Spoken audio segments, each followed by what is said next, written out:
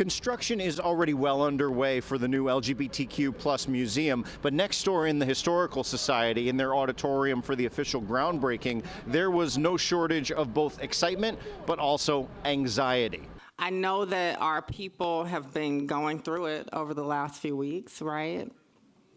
After hundreds of millions of dollars were spent on a presidential smear campaign against trans folks. From the very first speaker, transgender rights activist and writer Raquel Willis, it was clear the sweeping election victories of Donald Trump and Republicans were on the minds of everyone gathered to break ground on the American LGBTQ plus museum. They want to drive us back into the closets and pretend we don't exist. President-elect Trump made several promises about transgender rights in particular, all documented on his campaign page. He says he'll block gender-affirming care and will pull support from healthcare providers and schools that do not comply.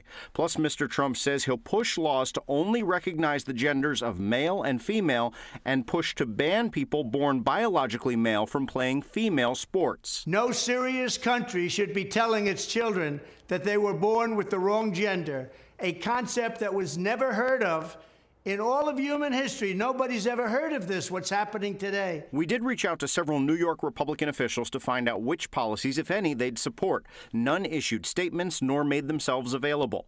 Back at the groundbreaking, we heard high hopes that this museum, once opened in 2027, would serve as a reminder of past fights for rights. And our job is to tell our stories. The stories of all our LGBTQ plus queer people in all of our variety, to celebrate and preserve our history so that we can have a future. And New York Attorney General Letitia James came by to make this promise. We will use every tool in our toolbox to defend their rights and to protect individual liberty and dignity. I did reach out directly to the office of President-elect Donald Trump to find out exactly what his intentions were during the coming years as far as executive orders and legislation. He hasn't said much about the issue since his election victory. His team has yet to get back to me. On the Upper West Side, Henry Rossoff, Pix 11 News.